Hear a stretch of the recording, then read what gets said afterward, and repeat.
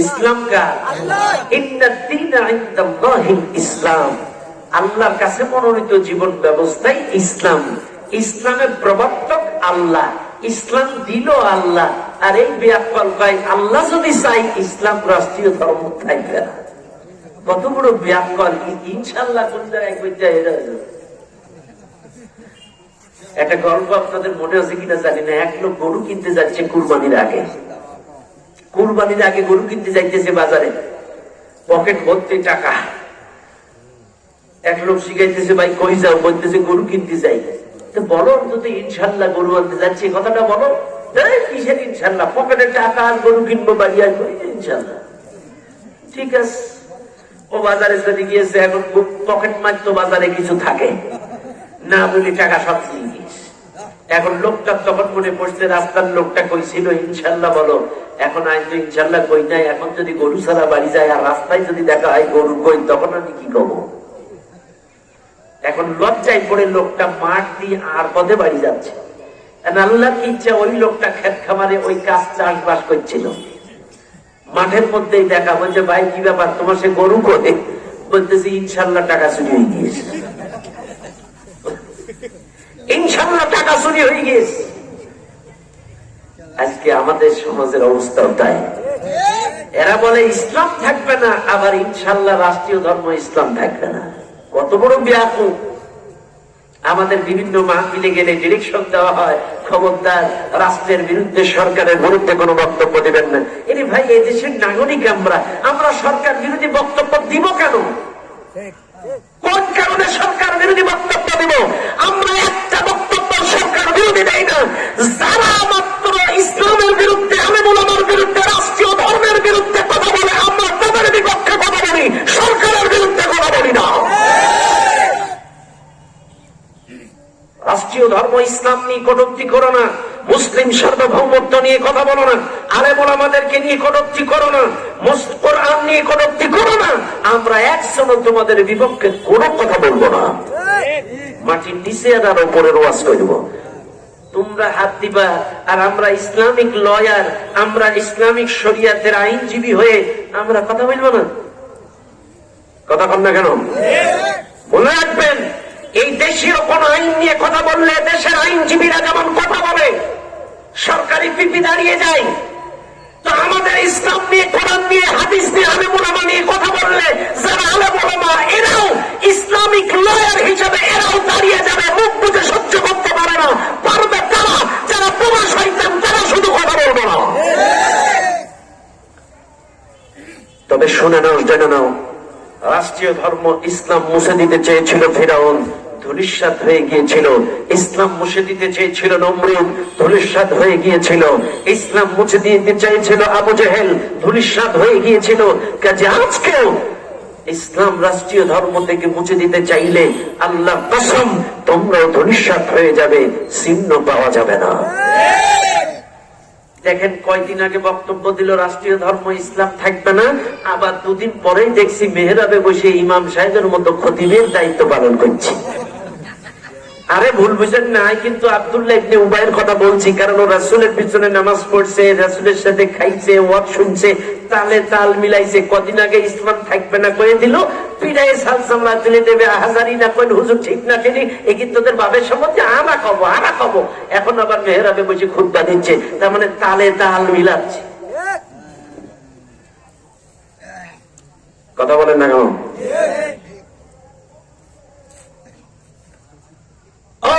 মুসলমানরা, এই জন্য মৌলিক মূলনীতি যাদের ঠিক থাকবে না, যত বড় হাজি হন, গাজী হন, বাজি হন, মুফতি হন, মুহাদ্দিস হন, আমারে ভুল বুঝেন না, প্রত্যেকটা কথা বেরেন দিয়ে ভালো করে খাটান। আল্লাহ বলেন, লাকাদ কানা লাকুম ফি রাসূলিল্লাহি উসওয়াতুন হাসানা, অবশ্যই তোমাদের জন্য রাসূলের জীবনের মধ্যে রয়েছে উত্তম আদর্শ, যাদের দুইটা মৌলিক মূলনীতি ঠিক থাকবে। এক নাম্বার, আল্লাহর আখিরাতের আশা যারা থাকবে, আর দুই নাম্বার, ওয়াযাকারাল্লাহ কাসীরা, আল্লাহকে অধিক পরিমাণ স্মরণ করবে। এই দুটা নীতি যাদের ঠিক থাকবে, তারাই রাসূলের জীবন থেকে আদর্শ নিয়ে তাদের জীবনে বাস্তবায়ন করতে পারবে। তারাই ব্যক্তি জীবন, সমাজ জীবন, রাষ্ট্রীয় জীবনে আল্লাহর আইন কায়েম করতে পারবে। অন্যথায় তারা পারবে না। মূলনীতি যাদের ঠিক থাকবে না, আসেন ওয়া যাকারাল্লাহ কাসীরা, এর অর্থ হলো সকাল সন্ধ্যা জিকির করা। সকালে খানিকটা ইল্লাল্লাহ ইল্লাল্লাহ ইল্লাল্লাহ, সন্ধ্যায় খানিকটা ইল্লাল্লাহ ইল্লাল্লাহ করা না। আমাদের দেশের লোক ওই মনে করে যে সুবহানাল্লাহ সুবহানাল্লাহ, সকালে খানিকটা সন্ধ্যায় খানিকটা, সকালে খানিকটা সন্ধ্যায় খানিকটা, কিন্তু না। ওয়া যাকারাল্লাহ কাসীরা, এর অর্থ হলো মুমিন জিন্দেগির 24টা ঘন্টায় আল্লাহর স্মরণে চলার নাম হলো অধিক পরিমাণ স্মরণ করা। আপনি বাড়ি থেকে বেরোচ্ছেন, বিসমিল্লাহি তাওয়াক্কালতু আলাল্লাহ, যানবাহনে উঠতেছেন, সুবহানাল্লাযী সাখারা লানা হাযা ওয়া মা কুননা লাহু মুকরিনিন ওয়া ইন্না ইলা রাব্বিনা লামুনকালিবুন। আপনি নৌকায় উঠতেছেন, বিসমিল্লাহি মাজরিহা ওয়া মুরসাহা ইন্না রাব্বী লাগফুরুর রাহিম। আপনি ভাত খাইতেছেন, বিসমিল্লাহি ওয়া আলা বারাকাতিল্লাহ। আপনি ঘুম পাড়তেছেন, আল্লাহুম্মা বিসমিকা আমুতু ওয়া আহইয়া। আপনি মসজিদে ঢুকতেছেন, আল্লাহুম্মা ইফতাহ লি আবওয়াবা রাহমাতিক। আপনি মসজিদ থেকে বাইরেচ্ছেন, আল্লাহুম্মা ইন্নী আসআলুকা মিন ফাদলিক। আপনি ইস্তিনজায় যাইতেছেন, আল্লাহুম্মা ইন্নী আউযু বিকা মিনাল খুবসি ওয়াল খাবাইস। এক কথায় 24টা ঘন্টায় সমস্ত কাজের শুরুতেই আল্লাহর নামটা নেওয়ার নাম হলো ওয়া যাকারাল্লাহ কাসীরা। শুধু সকালে খানিক সন্ধ্যায় খানিক 5 ওয়াক্ত নামাজের পরে 33 বার সুবহানাল্লাহ, 33 বার আলহামদুলিল্লাহ, এগুলোর নাম অধিক পরিমাণ স্মরণ করা নয়। 24টা ঘন্টায় স্মরণ করব কার? জোরে বলেন কার? একটা কথা বলে যাই, যে মানুষ যেই কাজটা বেশি স্মরণ করে তার মৃত্যুর সময় সেটাই স্মরণ হয়ে যায়। আপনি যদি সারাটা দিন গান বাজনি পড়ে থাকেন, মৃত্যুর সময় আপনার জবান দিয়ে গানটাই বেরোবে। আর আপনি যদি 24টা ঘন্টায় আল্লাহর নামে চলতে পারেন, সুবহানাল্লাহ আলহামদুলিল্লাহ তাওয়াক্কালতু আলাল্লাহ, আল্লাহুম্মা বিসমিকা আমুতু ওয়া আহইয়া, বিসমিল্লাহি ওয়া আলা বারাকাতিল্লাহ, সব জায়গায় যদি আল্লাহর নামটা নিতে পারেন, মৃত্যুর সময় আপনার নসিব হয়ে যাবে আশহাদু আল্লা ইলাহা ইল্লাল্লাহ, আপনার নসিব হয়ে যাবে। কারণ এর একটা উদাহরণ আপনাদের দিই। আমাদের এলাকায় এক লোক ছিল, সারাটা জীবন খাইছে গুড়। গুড় খান আপনারা? গুড় চেনেন আপনারা? আছে এদিকেও? একটা লোক ছিল, সারা জীবন খাইছে গুড়। এখন মৃত্যুর আগে বউরে বলতেছে, বউ আর একটু গুল দে, তোর পা দুটো ধরি একটু গুল দে, চোখে ছানি পড়ে গেছে দেখতে পাচ্ছে না, একটু গুল দে। এখন বউ একটু পেপসোডেন্ট পাউডার কিছুটা ঢেলে দিস, পেপসোডেন্ট পাউডার। এখন ও তো চোখে দেখতে পাচ্ছে না, কিন্তু বুড়ো বুড়ো হাতে পড়ছে এটা বুঝতে পারতেছে, মোটামুটি নিয়ে খালি এপাশ ওপাশ মারতেছে। এখন পেপসোডেন্ট তো মিষ্টি, বলছে বউ এই গুল মিষ্টি হইলো কি করে? বলছে কোম্পানি নতুন বাইর করছে। সারাটা জীবন যা করছে মৃত্যুর সময় সেটাই জেগে উঠছে। কাজে আপনি যদি সারাটা দিন 24টা ঘন্টা আল্লাহকে স্মরণ করতে পারেন, আপনার মৃত্যুর সময়ও আল্লাহকে স্মরণ হয়ে যাবে। কথা বল না কেন? এই জন্য বেশি বেশি আল্লাহকে স্মরণ করবেন। তাইলে এক, আল্লাহকে স্মরণ করা, আর 2 হচ্ছে আল্লাহ এবং আখিরাতের আশা পোষণ করা। এই দুটো জিনিস যাতে ঠিক থাকবে, তারাই রাসূলুল্লাহর মতো নামাজ পড়তে পারবে, তারাই রাসূলুল্লাহর মতো ব্যবসা করতে পারবে, তারাই রাসূলুল্লাহর মতো বিচার করতে পারবে, রাসূলুল্লাহর জীবন আদর্শ তাদের ব্যক্তি জীবন সমাজ জীবনে কায়েম করতে পারবে। ও দুনিয়ার মানুষ, এই জন্য মনে রাখতে হবে, বাইরে আমার, বাবাজিরা আমার। এবার আসুন আমরা আলোচনার মধ্যে চলে যাই। তাইলে মূল নীতি যাদের ঠিক থাকবে, তারাই রাসূলুল্লাহর জীবন আদর্শ ব্যক্তি জীবনে সমাজ জীবনে কায়েম করতে পারবেন। এবার আসুন ভাইরা আমার, রাসূলুল্লাহ সাল্লাল্লাহু আলাইহি ওয়াসাল্লামের ইন্তেকালের পরে একটু ভালো করে শুনে নেন মুসলমান বাবাজিরা। নবীজির ইন্তেকালের পরে, নবীজির যখন মৃত্যু হয়ে গেল, হযরতে আব্দুল্লাহ ইবনে মাসউদ রাদিয়াল্লাহু তাআলা, আব্দুল্লাহ ইবনে মাসউদ রাদিয়াল্লাহু তাআলা এমন একজন সাহাবী, আল্লাহর রাসূলের সাহাবাদের মধ্যে অন্যতম একজন বিজ্ঞ তাফসীরকারক, বিজ্ঞ একজন আলেম ছিলেন হযরত ইবনে মাসউদ। আব্দুল্লাহ ইবনে মাসউদ রাসূলের ইন্তেকালের পরে হযরত আম্মা জান আয়েশা সিদ্দিকা রাদিয়াল্লাহু আনহার ঘরের সামনে চলে গেলেন। ঘরের সামনে ঠুক ঠুক করে আওয়াজ দিলেন, অনুমতি সাপেক্ষে সালাম দিয়ে আওয়াজ তুলে বললেন, আম্মা জান আমরা যদিও রাসূলের সঙ্গে অনেক সময় কাটিয়েছি, কিন্তু এমন কিছু আভ্যন্তরীণ বিষয় আছে যেগুলো আপনি ভালো বলতে পারেন। এমন কিছু আভ্যন্তরীণ বিষয় আছে যেই সম্পর্কে আপনি বেশি ভালো জানেন, কারণ রাসূলের সঙ্গে অন্তরঙ্গ সময় কাটিয়েছেন আম্মা জান আপনি বেশি। কাজে আম্মা জান, রাসূল তো দুনিয়ায় নাই, রাসূলের জীবন বৃত্তান্ত, তার চরিত্র সম্পর্কে, তার আখলাক সম্পর্কে, তার চরিত্র সম্পর্কে, তার জীবন বৃত্তান্ত, জীবন আদর্শ আমাকে কিছু বলেন। আমি ইবনে মাসউদ এটা কিতাব আকারে লিপিবদ্ধ করে রাখতে চাই, পরবর্তী জেনারেশন যেন এই কিতাব থেকে রাসূলকে বুঝতে পারে, পরবর্তী জেনারেশন যেন এই কিতাব থেকে রাসূলকে পড়তে পারে, পরবর্তী জেনারেশন যেন এই কিতাব থেকে রাসূলকে জানতে পারে। আপনি রাসূল সম্পর্কে আমাকে কিছু বলেন, আমি সেটা লিপিবদ্ধ করে রাখতে চাই। হযরত আয়েশা ডাক দিয়ে বলেন, কানা খুলুকুল কুরআন, রাসূলের চরিত্রটাই হলো কোরআন। কান্নাহু কুরআনুন হাইয়ুন, রাসূল হলো জীবন্ত কোরআন। জোরে বলেন সুবহানাল্লাহ। কানা খুলুকুল কোরআন, রাসূলের চরিত্রটাই তো কোরআন। কান্নাহু কুরআনুন হাইয়ুন, রাসূল জীবন্ত কোরআন। তোমরা রাসূলকে জানতে চাও, রাসূলকে বুঝতে চাও, তাইলে তোমরা কোরআন পড়ো। কোরআনের প্রত্যেকটা পৃষ্ঠায় আমার রাসূলের চরিত্র মিশে আছে, কোরআনের প্রত্যেকটা লাইনে আমার রাসূলের আদর্শ মিশে আছে, চরিত্র মিশে আছে। রাসূলকে যারা জানতে চাও, বুঝতে চাও, রাসূলকে যারা মানতে চাও, তারা কোরআন পড়ো, কোরআন বুঝো, কোরআন অনুযায়ী চলো, রাসূলের আদর্শ তোমরা খুঁজে পাবে। এ কথা কি বলতেছেন? হযরত আয়েশা সিদ্দিকা রাদিয়াল্লাহু আনহা বলতেছেন।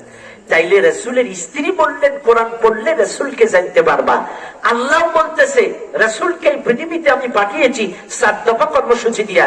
ওয়াল্লাযী বা'আথা ফিল উম্মিয়্যিনা রাসূলাম মিনহুম ইয়াতলু আলাইহিম আয়াতি। আল্লাহ বলতেছেন, ওই নিরক্ষরদের মাঝ থেকে আমি নবী নির্বাচন করেছি, রাসূল নির্বাচন করেছি। রাসূলকে 4 দফা কর্মসূচি দিয়ে পৃথিবীতে পাঠিয়েছি। প্রথম নম্বর কর্মসূচি হলো ইয়াতলু আলাইহিম আয়াতি, এই কোরআনটা তেলাওয়াত করে শোনাবে, এই কিতাবটি তেলাওয়াত করে এই দুনিয়ার মানুষদেরকে শোনাবে। অত আজকের কপাল পোড়া মুসলমান কোরআন শুনেও না, কোরআন পড়েও না, কোরআন যারা শোনায় এদেরকেও শোনাইতে দেয় না। কোরআনের তাফসীর যারা করে, কোরআনের তালিম যারা দেয়, এক একটি মিথ্যা অপবাদ দিয়ে বন্দী করে রাখে। কথা বলেন। অনুসরণযোগ্য বিশ্ববিদ্যালয় হক্কানি আলেমকে আটকানোর একটি কারণ সে কোরআনের দাস দিত। ছোট ভাই আমির হামজাকে আটকানোর কারণ সে কোরআনের দাস দিত।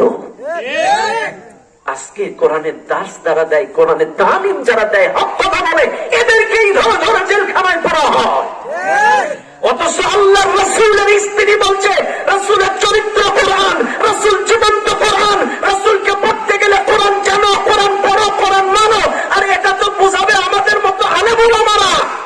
এদের যদি স্বাধীনতা না থাকে, এরা জাতিকে কোরআনের তালিম দিবে কিভাবে? এরা জাতিকে কোরআনের দাওয়াত দিবে কিভাবে? আল্লাহ বলছেন, ইয়া আইয়ুহার রাসূলু বাল্লিগ মা উনজিলা ইলাইকা মির রাব্বিক। আল্লাহ বলছে, হে রাসূল, তোমার কাছে যে কিতাবটি আমি নাযিল করেছি, এই কিতাব দিয়ে মানুষদেরকে রবের দিকে ডাকো। ইয়া আইয়ুহার রাসূলু বাল্লিগ মা উনজিলা ইলাইকা মির রাব্বিক। বলতেছেন যে এই কিতাব দিয়ে কোরআনের তালিম দাও, কোরআনের দাস দাও, কোরআন দিয়ে দাওয়াত দাও। আর যদি তা না দাও, ওয়াইল্লাম তাফআল ফামা বাল্লাগতা রিসালাতা, তোমার রিসালাতের দায়িত্ব পালন হবে না। এ কথা আল্লাহ বললেন। অথচ আজকের কপাল পোড়া মুসলমান কোরআন শুনে না, কোরআন বুঝে না, কোরআন পড়ে না। আর কোরআন যারা পড়তে যায় তাদেরকেও বাক স্বাধীনতা নাই কোরআনের তালিম দেওয়া। কিরকম নাই বলবো? বলবো বলবো আমার আলী আকবর ভাই মনে করেন গোশ কিনতে গেছে রাজাপুর বাজারে। কি কিনতে গেছে? গরুর গোশের কেজি কত ভাই? 600 টাকা। কালকে রাজশাহী, ওখানে জিজ্ঞাসা করলাম গোশের কেজি কত, কয় 500 টাকা। তাহলে এই জায়গায় 100 টাকা বেশি। হ্যাঁ, এতগুলো নেতা মন্ত্রী এই এলাকায় থাকারই তো কথা। এখন আলী আকবর ভাই যখন গোশ কিনতে গেছে 600 টাকা গরুর গোশের কেজি। নালে একবার ভাই বক্তা মানুষ, হুজুর মানুষ দেখে গোশালার একটু মায়া হলো। গোশালায় 1 কেজি গোশে 150 গ্রাম টান মেরে 1150 গ্রাম দিয়ে দিয়েছে। কয়শো গ্রাম? 1150 গ্রাম টান মেরে দিয়েছে। আলী আকবর ভাই তো মনে মনে সেই খুশি, 600 টাকা কেজি, 150 গ্রাম বেশি, সেই খুশি। আলী আকবর ভাই হাফ কিলোমিটার দূরে এসে চিন্তা করতেছে 150 গ্রাম বেশি দিল, একটু ওভারশিওর হওয়ার দরকার। পার্শ্ববর্তী একটি মুদিখানার দোকানে যে ডিজিটাল দাড়ি পাল্লায় ওই গোশটা ওজন দিয়ে দেখে যে আসলে 1150 গ্রাম, 1150 ঠিক আছে কিনা দেখি তো। ওজন দিয়ে দেখে 850 গ্রাম। কতটা? কতটা নাই? হ্যাঁ, এই আপনারা ওয়াজ শোনেন না। 150 নাই, 300 গ্রাম নেই, এক্সট্রা 150 নাই, মূলের থেকে 150 নাই, নাই কতটা? 300 নাই। এখন আলী আকবর ভাই তো হুজুর মানুষ, মারামারি ক্যাপজার ফেতনা ফাসাদ পছন্দ করে না। পরের দিন সকালে ওই কষায় আর একটা গরু জবাও করছে, খাটের পরে সোয়া গোশ বিক্রি করছে। আর দেখবেন ফার্স্ট সকালে কিছু কাস্টমার যায়। এখন আলী আকবর ভাই ওই দোকানে গরু যখন জবাই করে খাটিয়ায় তুলছে, আলী আকবর ভাই ওখানে গিয়ে শুরু করছে, ওয়াকিমুল ওয়াজনা বিল কিসতি ওয়া লা তুখসিরুল মিজান। একই আয়াত বারবার তেলাওয়াত করছে, وأقيموا الوزن بالقسط ولا تخسروا الميزان وأقيموا الوزن بالقسط ولا تخسروا الميزان وأقيموا الوزن بالقسط ولا تخسروا الميزان। সারাটা দিন যতক্ষণ গোশ ছিল আলী আকবর ভাই একই আয়াত তেলাওয়াত করছে। সারাদিন গোশ বিক্রি হয়ে যাওয়ার পরে, গোশ বেচা কেনার পরে টাকা পয়সা হিসাব করে গরুওয়ালা গোশালা চিন্তা করছে, আলী আকবর হুজুর আর দোকানে কোরআন তেলাওয়াত করার কারণে বেচা বিক্রি আজকের ভালো হয়েছে। 50টা টাকা আলী আকবর ভাইয়ের হাতে দিয়ে কয়, ভাই এই গরমের মধ্যে রোদের মধ্যে তেলাওয়াত করছেন, আপনার শরীর হিট হয়ে গিয়েছে, 50টা টাকা নেন, একটু ইউসুফগুলির ভুসি আর মিষ্টি কিনে খাবেন। 50টা টাকা আলী আকবর বাইরে দিছে। আলী আকবর ভাই বাড়ি চলে গেছে, আজকের গোশ বেচা শেষ। পরের দিন সকালে আর একটা গরু জবাও দিছে,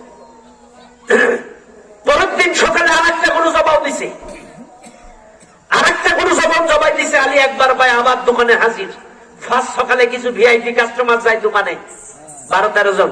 কেউ সিনার গোশ, কেউ ঝুটির গোশ, কেউ দেখবেন সামনের রাম। কিছু স্পেশাল ভিআইপি কাস্টমার আগে যায় ফার্স্ট সকালে। এরা 12-13 জন আগে দোকানে চতুর্থান্তে হাজির। আলী আকবর ভাইও হাজির। ওই যে ওজনে কম দিছিল, এই জন্য দোকানের ধারে গতকালকে এসে আরবিতে তিলাওয়াত করছে, আজকে এসে ওই একই আয়াত একবার বাংলায় একবার আরবি। ওয়াকিমুল ওয়াজনা বিল কিসতি ওয়া লা তুকসিরুল মিজান। ওজনে কম দিও না, মানুষকে ঠকায়ও না। ওয়াকিমুল ওয়াজনা বিল কিসতি ওয়া লা তুকসিরুল মিজান। ওজনে কম দিও না, মানুষকে ঠকায়ও না। 12 জন কাস্টমার সামনে আলী আকবর ভাই যদি এই ওয়াজ করে, গোশালা কি আর দাঁড়াইতে দেবে? কথা বলে, যেই অস্ত্রটা দিয়ে গোশ কাটে, এটা আপনাদের দিকে নাম কি? চাপ্পর। আমাদের দিকে বলে কোপা। কোপা, কোপা শামসু কি বলে? কোপা।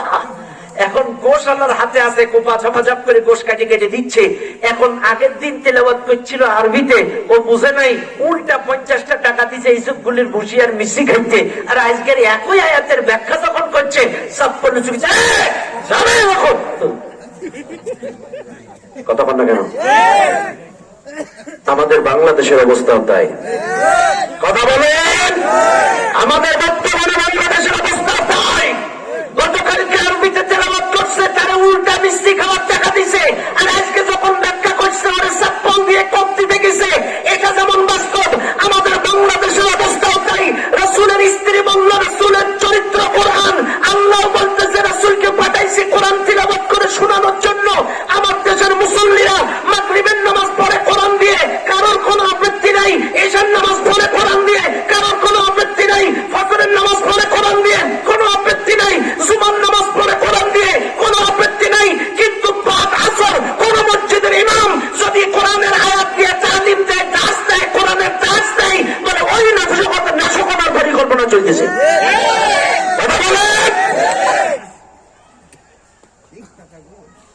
কোরআন দিয়া মাগরিবের নামাজ হলো, অবজেকশন নেই। কোরআন দিয়ে ঈশার নামাজ হলো, কোনো অবজেকশন নেই। ওর বাপের মৃত্যু বার্ষিকীতে 10টা হাফেজ দিয়ে সারাদিন খতম করলো, তাতেও কোনো দোষ নেই। কিন্তু যখনই বাদ আসর কোন মসজিদে কোরআনের তালিম হয়, দাস হয়, বলে এরা নাশকতার পরিকল্পনা করতেছে, এদেরকেই তখন ধরে ধরে মারা হয়, ধরা হয়, বিভিন্ন পরিকল্পিত ভাবে হামলা মামলা দেওয়া হয়।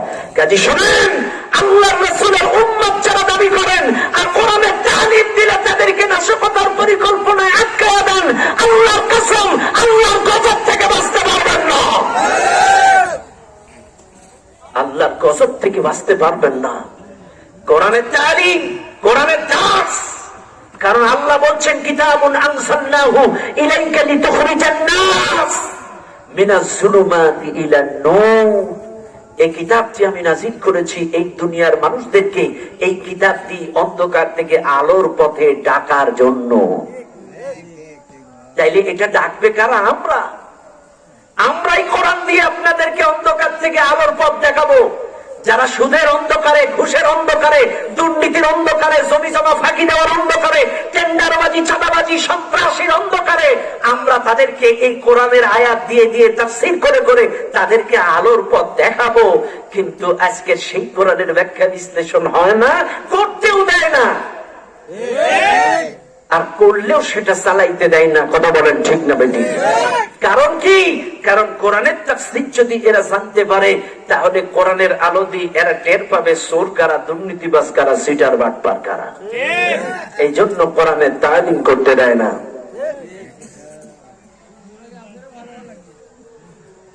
হ্যাঁ,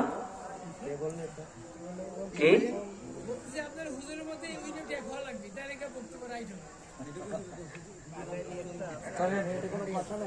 হুজুরদের মধ্যেও চুপ বলতেছে, হুজুরদের মধ্যেও এক হওয়া লাগবে। বাইরে আমার ওনার কথা 100% রাইট। প্রশ্ন থাকতেই পারে, কারণ এটা রাসূলের হাদিস। কিছু কিছু আলেম ওলামা থাকবে, তারা দুনিয়ার কাছে বিক্রি হয়ে যাবে, তারা হক কথা বলবে না।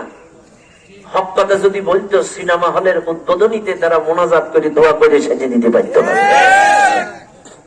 এরা যদি দুনিয়ামুখী না হবে, অর্থের কাছে যদি বিক্রি না হবে, তাহলে এরা সিনেমার উদ্বোধনীতে মোনাজাত করতে পারত না। এরা যদি দুনিয়ামুখী না হবে, নাজায়েজ ফতোয়াটাকে জায়েজ করে দিতে পারত না, জায়েজ জিনিসটাকে নাজায়েজ বানাতে পারত না। যেই লোকটা রাষ্ট্রীয় ধর্ম ইসলাম থাকবে না বক্তব্য দিল, এরা যদি দুনিয়ালুবী না হবে, ওই লোকটাকে মেহরাবে বসার মতো ক্ষমতা তাকে দিত না। কাজে মনে রাখতে হবে, কিছু কিছু লোক আছে এরা বিক্রি হয়ে যাবে। সকাল বেলায় মুমিন, বিকাল বেলায় কাফের, বিকাল বেলায় কাফের, সকাল বেলায় মুমিন। ওর কেনা বেচা হবে, ওর ঈমান আপ ডাউন করে দিবে। কথা বল না কেন? শেয়ার বাজারের ব্যবসা বুঝেন আপনারা? শেয়ারের ব্যবসা দেখবেন উঠানামা করে, হ্যাঁ উঠানামা করে। আমরা মাঝে মাঝে যখন ফ্লাইটে ঢাকা, চিটাগং, কক্সবাজার, সৈয়দপুর, বিভিন্ন ডোমেস্টিক, তারপরে ইন্টারন্যাশনাল, বিভিন্ন ভাবে যখন ফ্লাইটে আসা যাওয়া করি, একই ফ্লাইটের টিকিট যেটা 4,500-5 হাজারে পাওয়া যায়, একই টিকিট আবার 9,000 উঠে যায়, আপ ডাউন করে টিকিটের দাম। তো আমাদের দেশের কিছু মুসলমান আছে, এদের ইমানও এরকম, কি করে? আপ ডাউন করে। সকলের ইমান একরকম থাকে না। ভাইরা আমার, বাবাজিরা আমার, কথাই কথা বেড়ে যায়। ও দুনিয়ার মানুষ, এই জন্য আপনাকে আমাকে বুঝতে হবে, জানতে হবে, মুসলমানেরা, রাসূলের জীবন আদর্শ আপনাকে আমাকে জানতে হবে, বুঝতে হবে।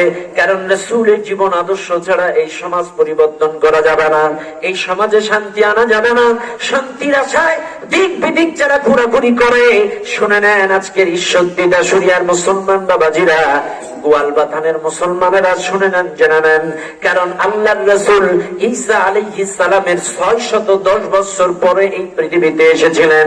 মনে রাখবেন, এই 610 বছরের একটা বড় গ্যাপ এই দুনিয়ায় ছিল। 610 বছরের বড় একটা গ্যাপ ছিল। এই যুগটাকে বলা হতো জাহিলি যুগ, অন্ধকার যুগ। আইয়ামে জাহিলি যুগ বলা হতো। জাহিলি যুগ, অন্ধকার যুগ, অন্ধকারের যুগ কেন বলা হতো? তার মানে কি এই সময় কি আলো জ্বলতো না? তার মানে কি এই সময় বাতি জ্বলতো না? তার মানে ওই সময় কি সূর্য উঠতো না? সেই সময় কেন অন্ধকার যুগ বলা হলো? সম্মানিত ভাইরা আমার, অন্ধকার যুগ বলার কারণ ওই সময় কিন্তু আলো জ্বলতো, সূর্য উঠতো, তারপরে অন্ধকার যুগ বলার কারণ হলো ওই যুগটাতে মানুষ মানুষকে অন্যায় ভাবে হত্যা করত, কন্যা শিশুদেরকে জীবিত পুঁতে ফেলত। শুধু তাই নয়, ভাই ভাইয়ের হক নষ্ট করত, ভাই বোনের হক নষ্ট করত। এরপরে প্রাপ্তবয়স্ক নারীদেরকে রাস্তাঘাটে কুত্তার মতো ছিঁড়ে ছিঁড়ে খেত, জেনা ব্যভিচার ধর্ষণে তাদেরকে নষ্ট করে দিত। সাতটা নারীদের কোনো ইজ্জত সম্মান ছিল না। এই জন্য ওই যুগটাকে জাহিলি যুগ, অন্ধকার যুগ বলা হতো। শুনে নেন আজকের মাহফিলের জনগণ, এই অন্ধকার যুগের মধ্যে 610 বছর পরে আল্লাহ পাক বলেন সিরাজাম মুনীরা, আমার রাসূলকে আল্লাহ পাক আধার দুনিয়ার আলোর মশাল হিসেবে দুনিয়ায় পাঠায় দিলেন। আলোর প্রদীপ নিয়ে আল্লাহ নবী পৃথিবীতে জন্ম নিলেন। আমার রাসূল দুনিয়ায় আসার পরে চতুর্দিকে আলোকিত হয়ে গেল। তার আদর্শ দিয়া, তার চরিত্র দিয়া, তার কর্মকাণ্ড দিয়া পৃথিবীতে আলোর ছোঁয়া দেখালো, শান্তির ঝর্ণা দ্বারা বাইয়ে দিল। শুনে নেন ঈশ্বরদীর মুসলমান বাবাজিরা, এখানেও একটু প্রশ্ন এসে যায়। আজকের বাংলাদেশের মুসলমান সিরাতুন নবী আর মিলাদুন নবী নিয়ে গুতাগুতি করে। কেউ বলে মিলাদুন নবী সাল্লাল্লাহু আলাইহি সাল্লাম, আর কেউ বলে সিরাতুন নবী সাল্লাল্লাহু আলাইহি সাল্লাম। এই সিরাতুন নবী আর মিলাদুন নবী নিয়ে মারামারি করে। এটার মধ্যে মারামারি করার কিছু নাই। আজকের মাহফিলের জনগণ ভালো করে শুনে নেন, জেনে নেন সিরাতুন নবীটা কি আর মিলাদুন নবীটা কি। আজকে আপনার আমার জানার দরকার। ওয়ালাদুন থেকে মিলাদ, মিলাদ মিলাদুন নবী অর্থাৎ হলো রাসূলের জন্ম বৃত্তান্ত। একটু ভালো করে শুনে নেন, মিলাদুন নবী মানে রাসূলের নবীর জন্ম বৃত্তান্ত। আর সিরাতুন নবী অর্থাৎ রাসূলের জীবন কর্ম, তার জীবন কর্মকাণ্ড, অর্থাৎ জন্ম থেকে 40 পর্যন্ত এটা হলো মিলাদুন নবী, আর 40 থেকে 63 পর্যন্ত এটা হলো সিরাতুন নবী। মিলাদুন নবী না জানলে গুনাহ হয় না।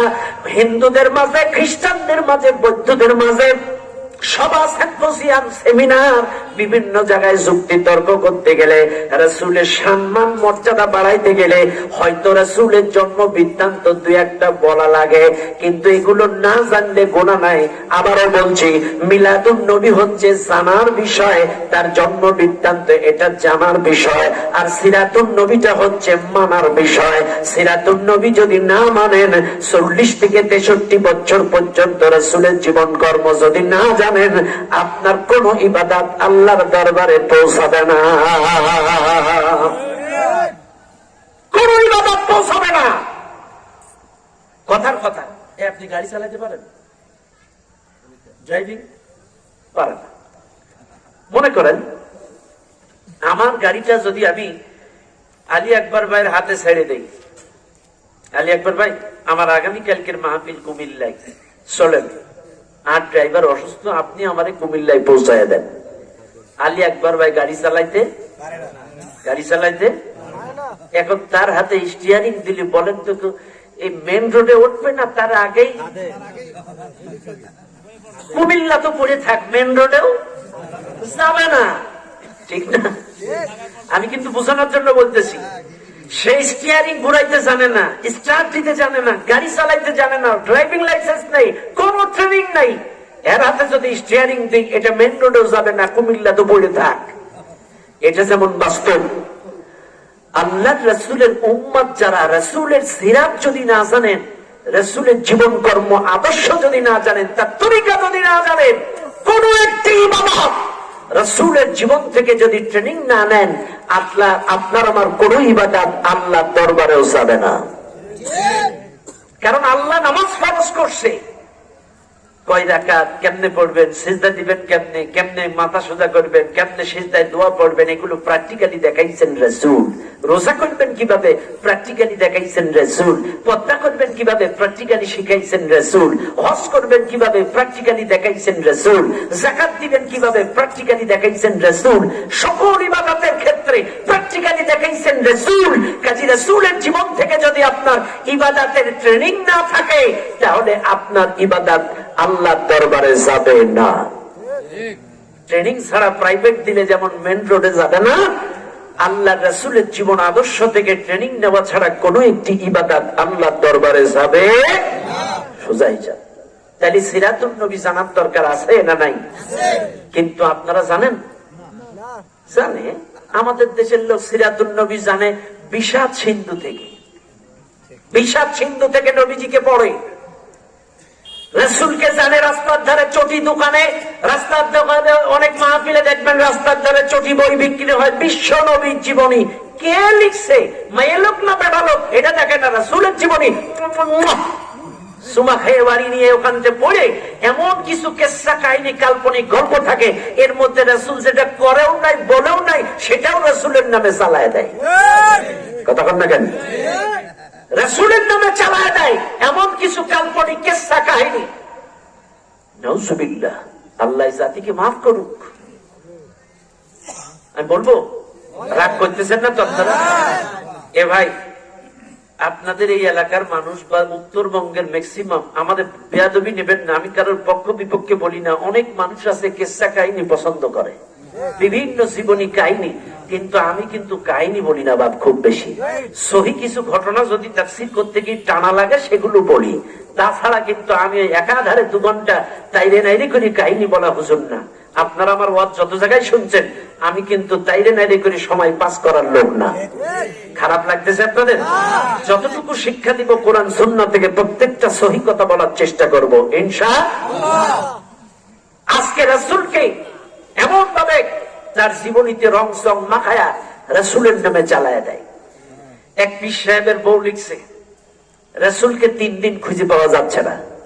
ভালো করে বুঝেন, পীর সাহেবের স্ত্রী লিখছে কিতাবটা রাসূলের জীবনী। 3 দিন রাসূলকে খুঁজে পাওয়া যাচ্ছে না। কই গেল কই গেল? খুঁজে গিয়ে দেখে পাহাড়ের গুহায় রাসূল সেজদায় পড়ে কাঁদতেছে, ইয়া উম্মতি ইয়া উম্মতি ইয়া উম্মতি। আপনারা এই ওয়াজটা শুনলেও শুনতে পারেন, একটু খেয়াল করেন। 3 দিন সেজদা করে আছে, ইয়া উম্মতি ইয়া উম্মতি, কেউ খুঁজে পায় না। সাহাবা আজমাইনরা চলে গেলেন। আবু বকর যে বলেন, ইয়া রাসূলুল্লাহ, আপনার উম্মতের জন্য আমার জীবনের নেক আমলগুলো দিয়ে দিলাম, আপনি মাথা তোলেন। রাসূল মাথা তোলেন না। হযরতে ওমর বলেন, হুজুর আপনার উম্মতের জন্য আমার জীবনের নেক আমলগুলো দিয়ে দিলাম, মাথা তোলেন। হুজুর মাথা উঠায় না। উসমান জি বলেন, আমার জীবনের সমস্ত নেক আমল আপনার উম্মতের দিয়ে দিলাম, আপনি মাথা তোলেন। হুজুর মাথা তোলে না। হযরতে আলী বলেন, দিলাম, মাথা তোলে না। ফাতেমা যে বলে, আব্বা আমার জীবনের নেক আমলগুলো আপনার উম্মতের দিয়ে দিলাম, মাথা তোলেন। হুজুর তোলে না। এবার ফাতেমা ডাক দিয়ে বলে, আব্বা জান আপনার উম্মতের নাজাতের জন্য আমার হাসান হুসাইনকে আপনার উম্মতের জন্য কুরবানি দিলাম, আপনি মাথা তোলেন। হুজুর এইবার মাথা তুলছে। এই ওয়াজ আপনারা শুনছেন? এটা ডাহা মিথ্যা কথা। আমারে ভুল বুঝবেন না, আমি বোঝানোর জন্য বলতেছি, এটা একদম ডাহা মিথ্যা কথা, বানোয়াট একটা কেসা। কারণ রাসূল 3 দিন 3 রাত যদি সেজদায় পড়ে থাকবে উম্মতি বলে, আপনারাই বলেন 3 দিন 3 রাত 3 পাঁচা 15 ওয়াক্ত নামাজ পড়লো কেডা? কথা কন না কেন? 3 দিন 3 রাত রাসূল যদি সেজদায় পড়ে থাকবে, 3 পাঁচা 15 ওয়াক্ত নামাজ পড়লো কে? ফরজ নামাজ মাফা ছিল নাকি? হ্যাঁ, তাইলে এটা মিথ্যা কথা। এটা 1 নাম্বার। 2 নাম্বার মিথ্যা কথা বলতেছে আবু বকর যে বলে, আমার জীবনের নেক আমল দিলাম, আপনার উম্মতের মাথা তোলেন। হুজুর তোলে না। ওমর বলে, আমার উম্মত আমার নেক আমল আপনার উম্মতের দিলাম, মাথা তোলেন, ওঠে না। এটা আরো মিথ্যা কথা, সাহাবাদের নামে মিথ্যা কথা। কারণ আল্লাহর কোরআন 4 নাম্বার পৃষ্ঠা 1 নাম্বার পারায় সূরা বাকারার আয়াত, আল্লাহ পাক বলেন, ওয়াত্তাকু ইয়াওমান লা তাজজি নাফসুন আন নাফসিন শাইআন ওয়া লা ইউকবালু মিনহা শাফাআতুন ওয়া লা ইউখাযু মিনহা আদলুন ওয়া লা হুম ইউনসারুন। আল্লাহ বলেন, স্মরণ করো, ভয় করো ওই দিনের, যেই দিন লা তাজজি নাফসুন আন নাফস, কোন মানুষ কোন মানুষের কাজে আসবে না। লা তাজজি নাফসুন আন নাফস, কেউ কারোর কাজে আসবে না, কেউ কারোর কাজে লাগবে না, কেউ কোনো কাজে আসবে না। ওয়ালা ইউকবালু মিনহা শাফাআহ, কারোর পক্ষ থেকে কারোর জন্য সুপারিশ গ্রহণ করা হবে না। ওয়ালা ইউখাযু মিনহা আদল, কারোর আমলের বিনিময়ে কাউকে ছাড়বে না। কিয়ামতের দিন আলী আকবর ভাইয়ের আমলের বিনিময়ে আমি মনোয়ারকে ছাড়বে না, আমি মনোয়ারের আমলের বিনিময়ে আলী আকবর ভাইকে ছাড়বে না। ওয়ালা হুম ইউনসারুন, সেদিন কোনো সাহায্যকারী থাকবে না। এটা কোরআনের আয়াত। আর হেরা বলতেছে, আবু বকর বলল আমার নেক আমল, ওমর বলছে আমার নেক আমল। এগুলো মিথ্যা কথা। কারোর আমলের বিনিময়ে কেউ ছাড় পাবে না, যার আমল তাকেই ছাড়াবে, যার আমল তাকে ছাড়াবে। আল্লাহ রাসূলের হাদিস, বুখারীর বর্ণনায় আল্লাহ রাসূল ফাতেমাকে ডাক দিলেন, আলীকে ডাক দিলেন, সাফিয়াকে ডাক দিলেন, আব্বাসকে ডাক দিলেন, ডেকে বলছেন, ও আমার চাচা, ও আমার ফুফু, ও আমার আলী, ও আমার ফাতিমা, দুনিয়ার জিন্দেগিতে আমার সম্পদ সম্পত্তি থেকে তোমরা যা খুশি নিয়ে নাও, আমি তোমাদের উপকার করতে পারবো, কিন্তু কিয়ামতের ময়দানে আমি রাসূল তোমাদের কোনো উপকারে আসতে পারবো না, কোনো কল্যাণে আসতে পারবো না। তাহলে রাসূল যদি ফাতেমাকে কথা বলতে পারে, আমার কাছ থেকে যা নাও, দুনিয়ার থেকে নাও, আমি কিয়ামতে তোমাদের কোনো উপকার করতে পারবো না। আর তুমি তো কোন জায়গার পীর, আবার কয় আর কাছে মুরিদ হইলে সব জান্নাতি। আরে ব্যাকো কথা কন না কেন? বলে আর কাছে মুরিদ হলে সব জান্নাতি। বাংলাদেশের মুসলমান আবেগী, বাংলাদেশের মুসলমান ইসলাম প্রিয়, এরা এদের অনুভূতিতে আঘাত দিয়ে এদেরকে ধোঁকা দিয়ে বোকা বানানোর ক্ষমতা আপনাকে নাই। আল্লাহর কসম, কিয়ামতের ময়দানে কেউ কাউকে ছাড়াইতে পারবে না। ব্যক্তিগত নেক আমল যদি ভারী হয় আপনি ছাড় পাবেন, আমল যদি ভারী না হয় আপনি ছাড় পাবেন না। সোজা হিসাব। আপনার আমল যদি ভালো হয় আপনি ছাড় পাবেন, আমল যদি ভালো না হয়। আল্লাহ রাসূল ফাতেমাকে, আলীকে, সাফিয়া তার ফুফুকে, তার চাচাকেও বললেন, আমি দুনিয়ায় তোমাদের উপকার করতে পারবো, কিন্তু কিয়ামতে কোনো উপকার করতে পারবো না। আর তুমি তো পীর সাহেব বাড়ির কাছে, আর কাছে মুরিদ হইলে সব জান্নাতি। নাউযুবিল্লাহি মিন যালিক। মানুষকে ধোঁকা দিয়ে বোকা বানাবেন না, মানুষের অনুভূতি নিয়ে খেলা করবেন না, আবেগ নিয়ে খেলা করবেন না। মানুষকে নেক আমলের তাগিদ দেন, আমলে ঝড়ি বাড়ান। কথা বলেন ঠিক না বেটি? ও দুনিয়ার মুসলমানরা, কথাই কথা বেড়ে যায়। যে কথা আমি বলছিলাম, আল্লাহ পাক এই পৃথিবীতে যখন রাসূলকে দাওয়াত দিলেন, রাসূলকে দায়িত্ব দিলেন, ইয়াতলু আলাইহিম আয়াতি, এই দুনিয়ার মানুষদেরকে তেলাওয়াত করে শোনাও, এই কিতাবটি ব্যাখ্যা বিশ্লেষণ করে শোনাও। এই দাওয়াত যখন নবীজির ঘাড়ে দিয়ে দিলেন, এই দায়িত্ব যখন নবীজির উপরে দিয়ে দিলেন, আল্লাহর নবী চলে আসলেন, মক্কার কাফেরদেরকে ডাক দিলেন, চাচার বাড়ির, নানার বাড়ির চতুর্দিক থেকে কাফেরদেরকে একত্রিত করলেন। আল্লাহর নবী ডাক দিয়ে বললেন, ও আমার চাচার বাড়ির লোকেরা, ও আমার মায়ের বাড়ির লোকেরা, ও সর্বোপরি মক্কার মানুষেরা, আমি যদি এখন বলি ওই পাহাড়ের কিনারায় লোক লুকায় আছে, তোমাদের মারবে, কথাটা কি তোমরা বিশ্বাস করবে নাকি? তখন এক বাপকে আবু লাহাব বলেছিল, মুহাম্মদ, আমরা তোমাকে বিশ্বাস করি, কারণ তুমি আল আমিন, তোমাকে বিশ্বাস করি, আমরা বিশ্বাস করি তোমার কথা, কারণ তুমি সাদিক, তুমি সত্যবাদী।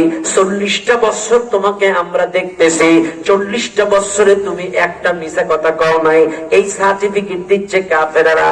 আবারও বলতেছি শোনেন, মক্কার কাফেররা আল্লাহ রাসূলকে সার্টিফিকেট দিলেন, 40টা বছর তুমি মিছা কথা কও নাই। এমন কোন মানুষ এই মাহফিলে আছেন নাকি 40 ঘন্টা মিথ্যা বলেন নাই? কেমন এমন কোন লোক আছেন নাকি 40 ঘন্টা মিথ্যা বলেন নাই? এমন লোক আজকে খুঁজে পাওয়া যাবে না। অথচ কাফেররা বলতেছে, রাসূল তুমি 40 বছর মিথ্যা কথা কও নাই, কাজে তোমাকে বিশ্বাস করি, তুমি যা বলবা বিশ্বাস করব। ভাইরা আমার, রাসূল এবার বললেন, ইয়া আইয়ুহান নাস কুলু লা ইলাহা ইল্লাল্লাহ। যখন রাসূল তেলাওয়াত করলেন, হে মানুষ সকল, লা ইলাহা ইল্লাল্লাহ এটা মেনে নাও, আল্লাহ ছাড়া বিধানদাতা নাই, আইনদাতা নাই, কোনো উপাস্য নাই, এটা যখন বললেন, আবু লাহাব বুঝতে পারলেন, কারণ ওই দেশের ভাষাও ছিল আরবি, কোরআনের ভাষাও ছিল আরবি, কোরআনের ভাষাও আরবি, ওই জামানার মানুষের ভাষাও আরবি, রাসূলের ভাষা তারা বুঝতে পারলেন। সাথে সাথে সাথে আবু লাহাবের পায়ের কাছে ছিল পাথরের টুকরা।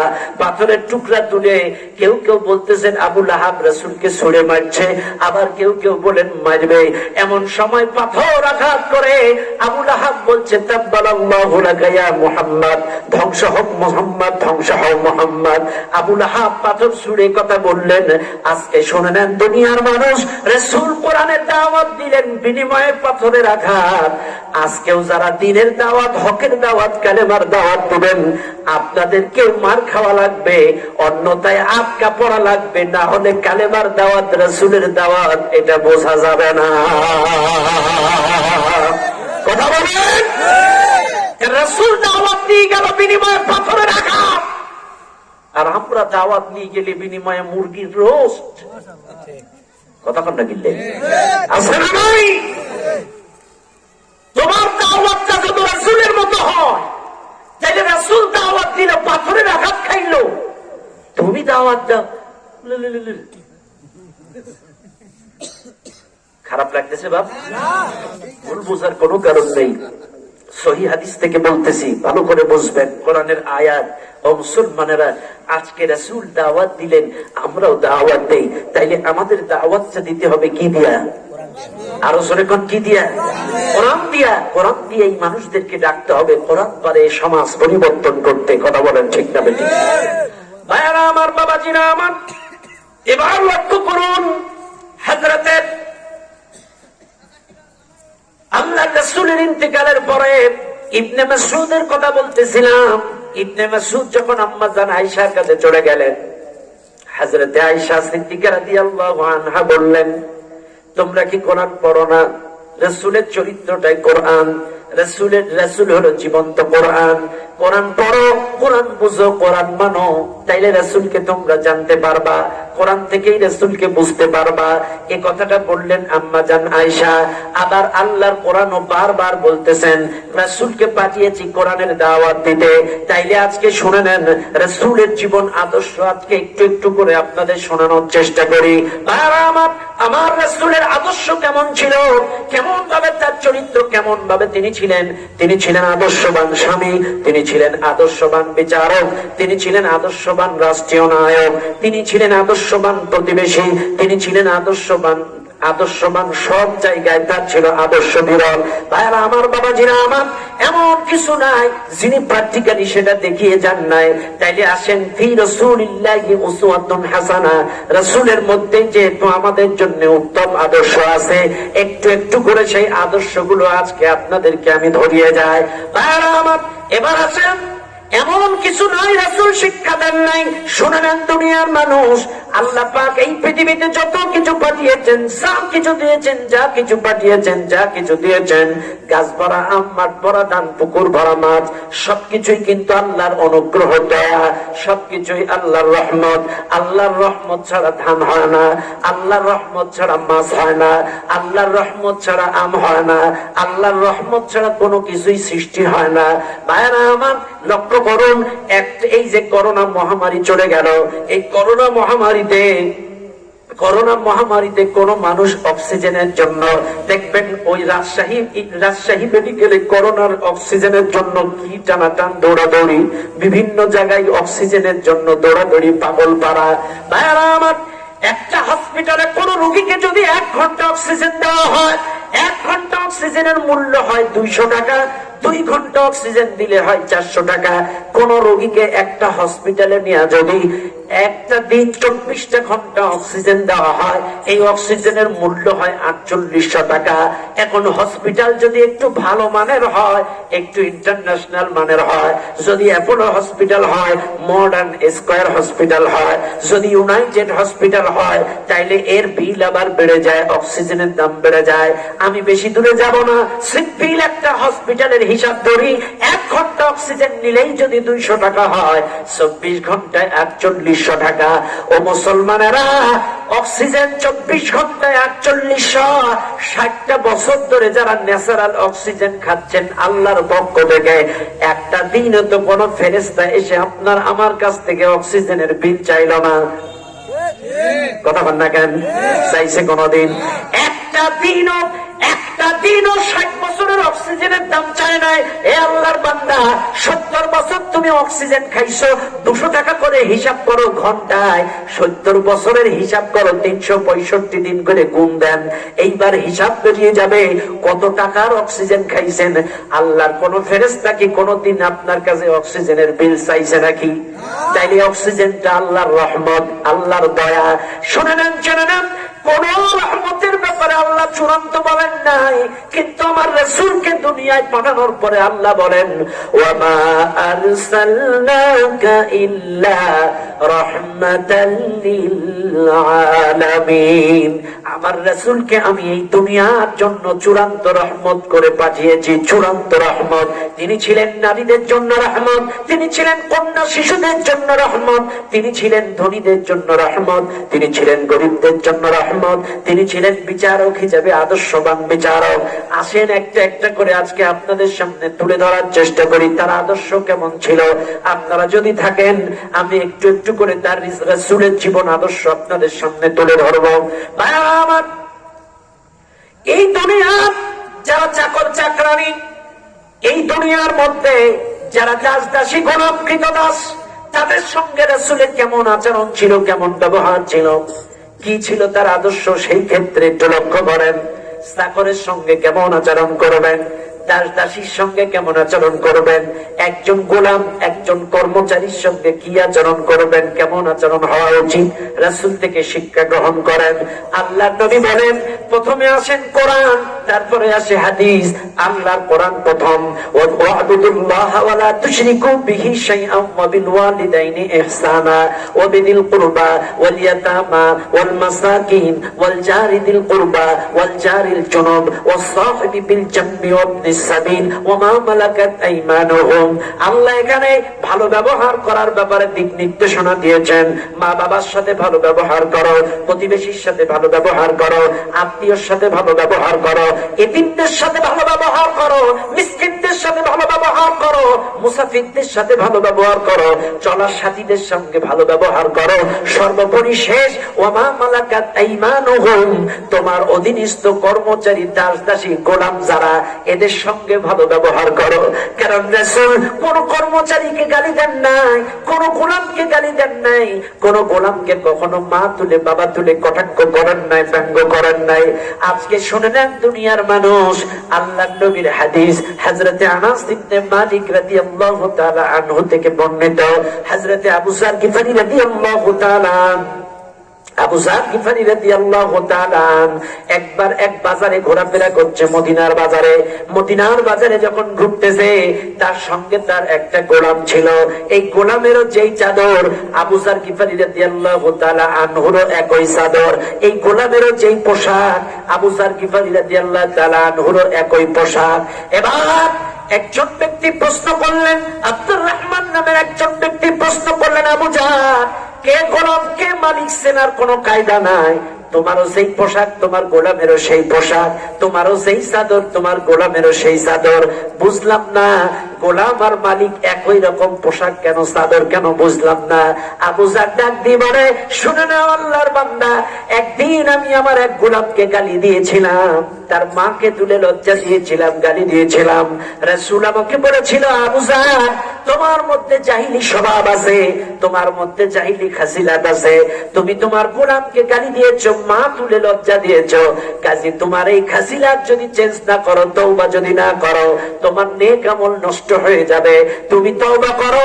শুনে নাও রে আবু যার, তোমার অধীনস্থ কর্মচারী গোলাম, গোলাম কৃতদাস, চাকর চাকরানি, এগুলো আল্লাহ তোমার অধীনস্থ করে দিয়েছে, কাজে ওরা তোমাদের ভাই, ওরা তোমাদের বোন। তুমি যেই মানের পোশাক পরবা তাকেও তাই করাবা, তুমি যেই মানের খাবার খাবে তাকেও তাই খাওয়াবে। আল্লাহর রাসূলের সাহাবী আবু যার বলে, আব্দুর রহমান, রাসূলের কথা শোনার পর থেকে আমি তওবা করে সেদিনের পর থেকে আর কখনো কোনো গোলাম চাকর কৃতদাসকে গালি দেই নাই। আর সেদিনের পর থেকে আমি যা পড়ি তাকেও তাই পড়াই, আমিও যা খাই তাদেরকেও তাই খাওয়াই। জোরে বলুন সুবহানাল্লাহ। আল্লাহর রাসূল তার গোলাম কৃতদাস যারা ছিল, মাঝে মাঝে গোলামদের বাড়ি যেতেন, গোলামদের বাড়ি যায় তার পরিবার পরিজন নিয়ে নামাজ পড়তেন। মিশকাত শরীফের হাদিস, হযরত আনাস ইবনে মালিক রাদিয়াল্লাহু তাআলা আনাস ছিলেন নবীজির গোলাম, প্রাথমিক পর্যায়ে নবীজির খেদমত করতেন। আনাসের বাড়ি চলে গেলেন রাসূল। রাসূল আনাসের বাড়ি যায়া, আনাসের ঘরের মধ্যে তখন তার মা ছিল, তার ফুফু ছিল, এরকম তার মা আর তার ফুফু আর আনাস। রাতের বেলায় রাসূল বলছে, আনাস তোমাদের আত্মীয় স্বজন ফুফুকে মাকে ওযু করতে বলো। রাতের বেলায় ফুফু ওযু করলো, মা ওযু করলো, আনাস ওযু করলো। আল্লাহর রাসূল আনাসকে নিয়ে, তার মাকে নিয়ে, তার ফুফুকে নিয়ে ঘরের মধ্যে নফল নামাজ আদায় করলেন, তার পরিবার পরিজনের জন্য দোয়া করলেন। তাইলে এখান থেকে শিক্ষা পাওয়া গেল, রাসূল তার গোলামের বাড়ি যাইতেন, খাইতেন, তাদের পরিবারের সদস্যদেরকে নিয়েও দোয়া করতেন। এখানেই শেষ নয়, রাসূলের কোন গোলাম যদি অসুস্থ হয়ে যেত, রাসূল যত সম্ভব তার বসে বসে তার খেদমত করত। রাসূল কেউ গোলাম মারা গেলে তার জানাজা পড়ত। কোন গোলামের জানাজায় যদি উপস্থিত না হতে পারত, তার কবর জিয়ারতের জন্য চলে যেত। শুধু তাই নয়, গোলামের সঙ্গে কেমন আচরণ হবে একটি হাদিস আপনাদের শোনায়, তাফসীরের মধ্যে পাওয়া যায়। আমার ভাইরা, মা খাদিজার তখন বিয়ে হয় নাই, ভালো করে শুনবেন, মা খাদিজার তখন বিয়ে হয় নাই। মা খাদিজার বোনের ছেলে মক্কার বাজার থেকে একটা গোলাম ক্রয় করে, মক্কার বাজার থেকে একটা কৃতদাস ক্রয় করে। এই কৃতদাসটার নাম ছিল যায়েদ, যায়েদ বিন হারেসা। ভালো করে শুনবেন, এই যায়েদের বাড়ি ছিল মক্কায়, সম্ভ্রান্ত পরিবারের সন্তান ছিল যায়েদ। ছোট্টবেলায় যায়েদ মক্কার চুরি হওয়ার পরে মক্কার বাজারে বিক্রি হয়। ওই মক্কার বাজার থেকে মা খাদিজার বোনের ছেলে যায়েদকে ক্রয় করে। ক্রয় করার পরে প্রাথমিক পর্যায়ে যায়েদকে মা খাদিজার গোলাম হিসাবে উপহার দেয়। মা খাদিজার তখন বিয়ে হয় নাই। প্রাথমিক পর্যায়ে এই গোলাম রাসূলের খেদমত করবে, মা খাদিজার খেদমত করত। এর কিছুদিন পরে মা খাদিজার নবীজির সঙ্গে বিয়ে হয়ে গেল। নবীজির সাথে বিয়ে হয়ে যাওয়ার পরে মা খাদিজা সুন্দর পটুস পটুস অল্প বয়স, চেহারা সুন্দর দেখে যায়েদকে রাসূলের গোলাম হিসাবে উপহার দিলেন। মা খাদিজা বললেন, হুজুর আমি আপনাকে যায়েদকে উপহার দিলাম।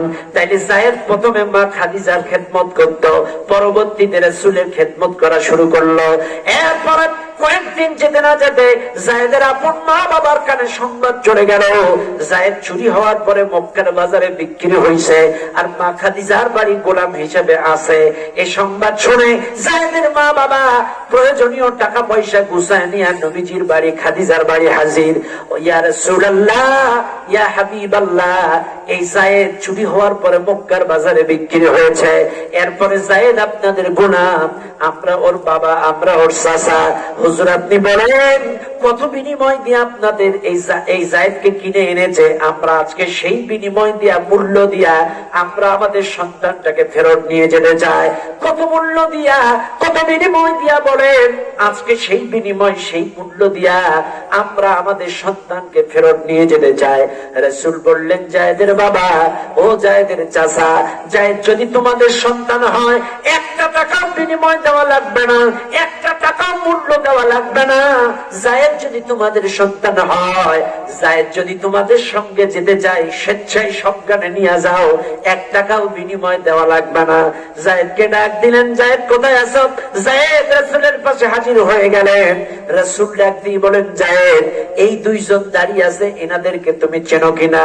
বলছে, ইয়া রাসূলুল্লাহ, উনি আমার বাবা, উনি আমার চাচা। রাসূল বলতেছেন, ওনারা তোমাকে নিতে আসছেন, তুমি যাবা কিনা? এবার যায়েদ কেঁদে দিয়েছেন, কেঁদে কেঁদে বলেন, ইয়া রাসূলুল্লাহ, আমি আপনার ছেড়ে, আপনার ভালোবাসা ছেড়ে আমি আমার বাবার সাথে, চাচার সাথে যাব না। যায়েদের বাবা ডাক দিয়ে বলে, বাবা যায়েদ, আপন বাবা ছেড়ে, ঘর ছেড়ে, বাড়ি ছেড়ে, মা ছেড়ে একজন মুনিবের তুমি প্রাধান্য দিচ্ছ, কি এমন পাইলে তোমার মালিকের কাছে যে আপন মা বাবার কাছে যাইতে চাও না? যায়েদ বলে, আব্বা জান, আমি অল্প কিছুদিন রাসূলের খেদমতে ছিলাম, রাসূল যে ব্যবহার, আচার আচরণ, তার মমতা, স্নেহ, ভালোবাসা আমারে দিছে, এই ভালোবাসা চাইলে আমি তোমাদের সঙ্গে যাব না। রাসূল খুশি হয়ে গেলেন।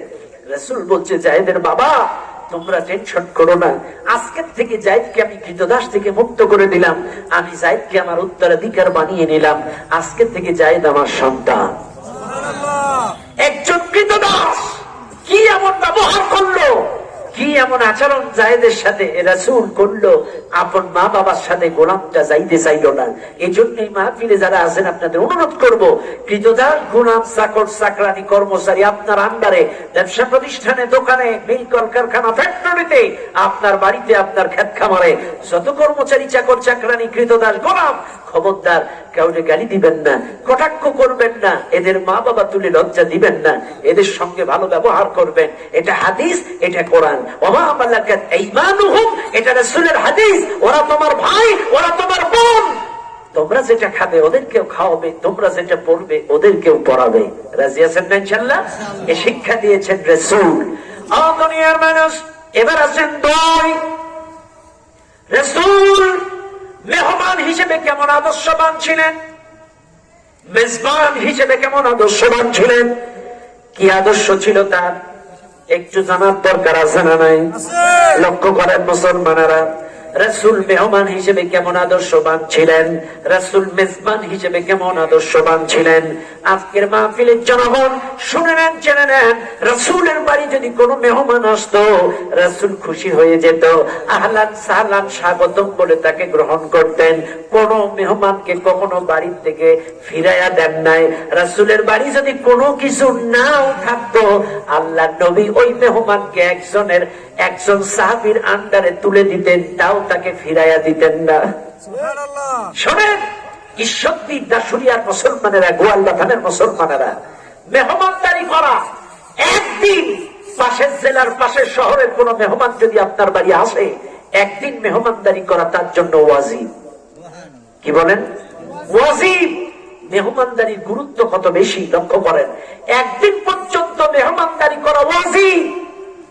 3 দিন পর্যন্ত যদি মেহমানদারি করেন, এটা আপনার জন্য নফল। আর 3 দিনের অতিরিক্ত যদি আপনার বাড়ি কোনো আত্মীয় থাকে, স্বেচ্ছায় সজ্ঞানে যদি মেহমানদারি করেন হাসি মুখে, এটা আপনার জন্য সদাকা করা সওয়াব হবে। কিন্তু কোন মেহমানের উচিত নয় মেজবানের বাড়ি তার অনিচ্ছায় 3 দিনের বেশি না থাকা। 3 দিনের বেশি যদি কারোর বাড়ি থাকেন, তাইলে দেখবেন আপনি গুনাহগার হবেন। কি হবেন? আপনি গুনাহগার হবেন। 3 দিনের অতিরিক্ত। এরকম জামাই আছেন নাকি? শ্বশুর বাড়ি কি 14 দিন থাকেন? আছেন? কেউ আছেন? অবশ্য জামাইরা ছেলের মতো। তারপরে আপনাদের জানা থাকা উচিত, তরকারির ভাব দেখলেই তো বুঝবেন এরা সন্তুষ্ট না অসন্তুষ্ট। কথা কোন দেখেন? তরকারির ভাব দেখলেই কিন্তু বোঝা যায় যে বাড়িওয়ালা সন্তুষ্ট নাকি অসন্তুষ্ট। ঠিক আছে না নাই? এই জন্য খবরদার অতিরিক্ত কারোর বাড়ি থাকবেন না। যতক্ষণ সন্তুষ্ট থাকবেন, অসন্তুষ্ট হইলেই কিন্তু আপনি গুনাহগার হবেন, আপনার আমল নামায় গোনা লাগা হবে। এই জন্য খবরদার তরকারি দৌড় দেখে, ওই যে একটা মহিলার ঘটনা আপনারা জানেন কিনা, এক লোক তার বউরে কিলাইতেছে, ধুমধাম কিলাইতেছে। বউ বলতেছে, তুমি আমার এত মারতেছো, তুমি কি আমার রাখবা না? তার স্বামী বলতেছে, তুই কি কিলের ওজন দেখি বুঝিস নে, কিলের ওয়েট দেখে বুঝিস নে, তোরে রাখবো কিনা? তো আপনার তরকারির ওয়েট দেখে বুঝতে হবে যে বাড়িওয়ালা আর পরে সন্তুষ্ট নাকি অসন্তুষ্ট। কথা বল, ঠিক আছে না নাই? আবার বাড়িওয়ালা যা দিয়ে খাওয়াক না কেন, অসন্তুষ্ট হবেন না, যা দিয়ে খাওয়া। আরে ভাই, আজ সমাপ্ত আছে পোল্ট্রি দিয়ে মেহমানদারি করা, আয় গরুর গোশ খাওয়াই যান খেতে। অনেক জামাই আছে দেখবেন, শ্বশুর বাড়ি যদি পোল্ট্রি দেয়, তাইলে তো যাই দিয়েছে। কথা কন না কেন? অসন্তুষ্ট হয় যে আয় গেলাম এতদিন পরে, আর পোল্ট্রি দিয়ে মেহমানদারি, আর যাবো না।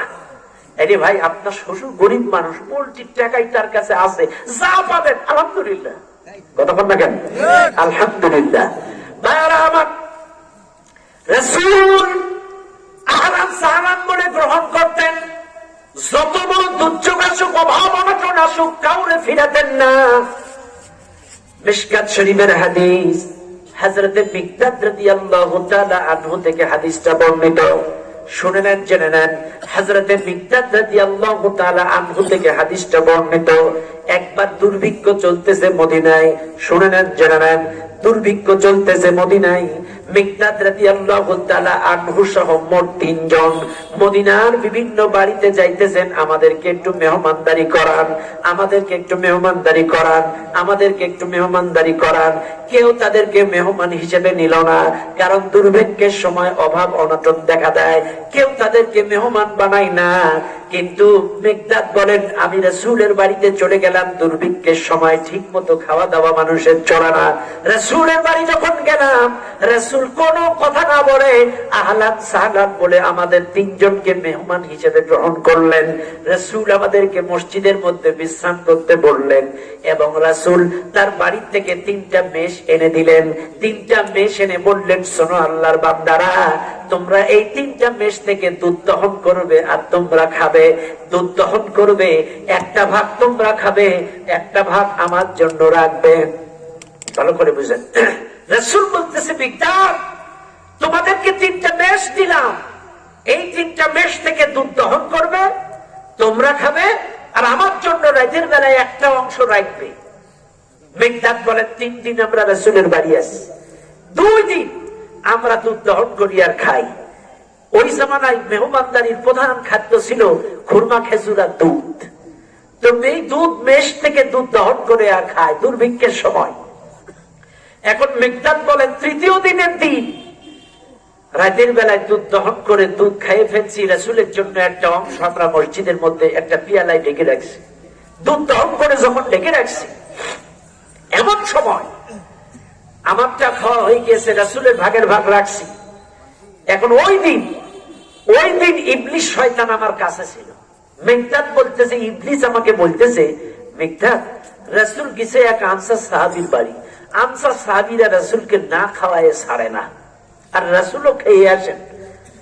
এ কথা যখন বলছে, মিকদাদ বলছে, আমার এই ইবলিস কানে কানে ফু দিল যে আনসার সাহাবাদের বাড়ি গেলে রাসূল খেয়ে আসে, আনসাররাও না খাওয়ায় রাসূলকে ছাড়ে না। এ কথা শুনে আমি রাসূলের সেই ভাগের দুধটাও খেয়ে ফেললাম। রাসূলের ভাগের ভাত দুধ খাওয়ার পরে এইবার ইবলিস শয়তান আমার থেকে 10 হাত দূরে চলে গেল। ইবলিস বলতেছে, হায় হায় হায় হায়, কি করেছো মিকদাদ, তুমি রাসূলের ভাগটাও খেয়ে ফেলেছো। রাসূল তো তোমার এইবার লানত দিবে, অভিশাপ দিবে, রাসূল তোমার জন্য বদদোয়া করবে। একটু আগে হাওয়া দিল, রাসূল খেয়ে আসে, আর এখন যেই খাওয়া হয়ে গিয়েছে বলতেছে যে রাসূল তোমারে বদদোয়া দেবে। এই মিকদাদ রাদিয়াল্লাহু তাআলা আনহু বলতেছে, রাতের বেলায় একটা চাদর মুড়োয় দিয়ে শুয়ে আছি, ঠিক মতো ঘুম আসতেছে না, টেনশনে রাসূল এসে যদি তার ভাগের ভাগ না পায় আমার বিরুদ্ধে বদদোয়া করবে, আমি তো ধ্বংস হয়ে যাব। রাসূল কিছুক্ষণ পরে চলে আসলেন, এসে আস্তে করে তার পিয়ালা উঁচু করে দেখে তাতে দুধ নাই। রাসূল নামাজে দাঁড়ায় গেলেন, নামাজ পড়লেন, নামাজ পড়ে হাত উঁচু করলেন। মিকদাদ পেছন থেকে লুকায় লুকায় দেখতেছে, এইবার মনে হয় আর বিরুদ্ধে বদদোয়া করবে, হাত তুলছে।